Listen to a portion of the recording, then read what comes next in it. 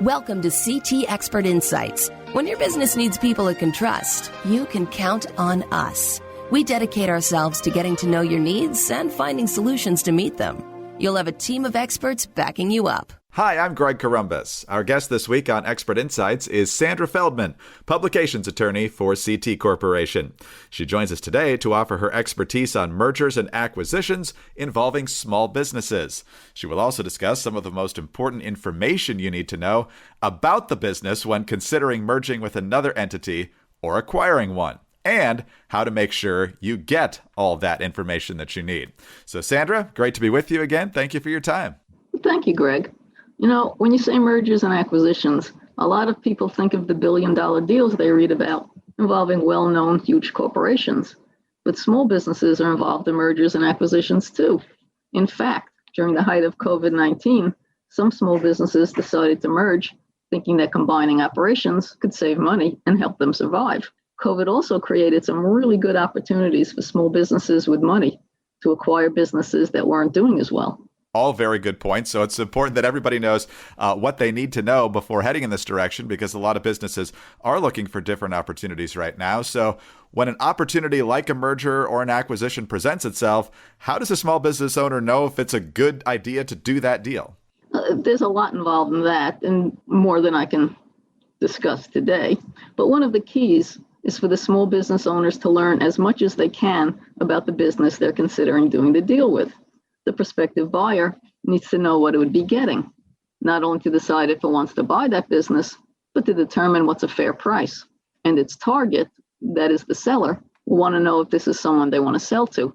And all of this fact-finding occurs during a process called due diligence, which is a critical part of any M&A transaction. So let's talk about that due diligence. What kinds of information are we talking about that a small business owner needs in order to decide if they should go ahead with the merger or acquisition? Well, the more information, the merrier. But today, I wanted to tell people about 5 things it's important to learn about a business before deciding if a merger or acquisition with it is a good idea. And the first important information I want to point out is whether each company is in good standing in its state of formation. And here I'm talking about businesses owned by a legal entity, like an LLC or a corporation, rather than owned by an individual. In good standing means the company has paid its taxes, filed its annual reports, and basically has complied with the requirements of its governing state statute. And one reason to make sure each side is in good standing is that the states typically won't file documents for companies that aren't. So, for example, if you're thinking of a merger, you wouldn't be able to file the merger documents. But more importantly, if a company is not in good standing, that can be an indication it's having financial problems or other issues that led it to become delinquent in its obligations.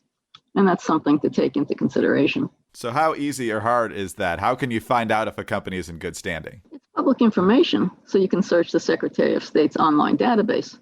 But it's a better idea for each company to provide the other with a certificate of good standing. And that's a document you can order from the Secretary of State that attests to the fact the company was validly formed, still existing, and is in good standing. So that's the first of the 5 pieces of important information. What's the second? Well, it's also important to find out if there are any liens or other encumbrances on the business's assets. So you'll want to do a UCC search, and that will uncover any UCC-1 financing statements. A UCC-1 is a document providing notice to the searcher that someone has claimed to have a security interest in an individual or an entity's property. You'll also want to do a search to see if there are any tax liens or judgment liens or any other claims that can impact your decision to do the deal or affect the price. And if you want to learn more about UCC-1 filings and how to address them if they're done incorrectly, check out one of our more recent podcasts with Sandra. She goes through all of those critical details. So, Sandra, we've talked about making sure the businesses are in good standing, checking to see if they're facing any liens. What's next on the list? Well, the third piece of information has to do with business licenses. Nearly every kind of business needs some licenses, permits, or registrations. And a prospective buyer will want to make sure the target has been operating with all of the licenses, permits, and registrations it's required to have.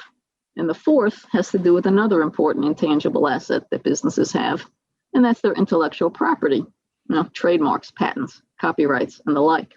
These are very valuable assets, and a small business owner will want to make sure that a business it's considering a merger or acquisition with has protected its intellectual property.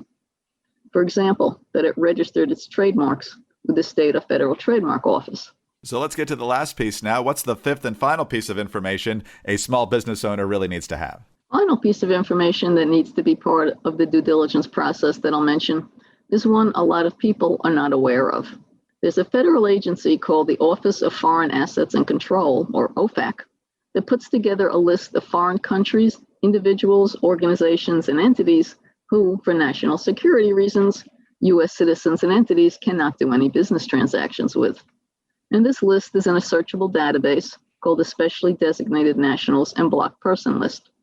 And before entering into a merger or acquisition, you want to find out if the other party is doing business in a country on the list, or as individuals associated with it who are on the list, or if it's conducting business with any entities on the list.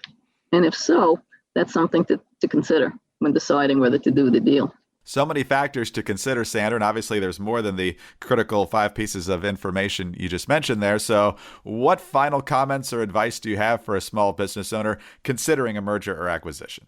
Well, like you said, I would remind them that there's a lot more involved in the due diligence process than what I talked about today. And I'd also like to point out that there are M&A advisors who can help if the small business owners don't want to do it themselves. And I should also mention that corporate service companies like CT can also help with the fact-finding by doing things like obtaining the certificate of good standing or doing the UCC and lien searches. Excellent insights as small business owners possibly get started on a new opportunity with a merger or acquisition or some other type of transaction. So, Sandra, very critical information, especially right now, as we mentioned earlier. So thank you, as always, for your time and your very good insights. Thank you, Greg. Sandra Feldman is publications attorney at CT Corporation. I'm Greg Columbus, and for more information on this topic, please call CT at 844-787-7782. With 125 years of experience, CT is here to help you at every stage of the business life cycle.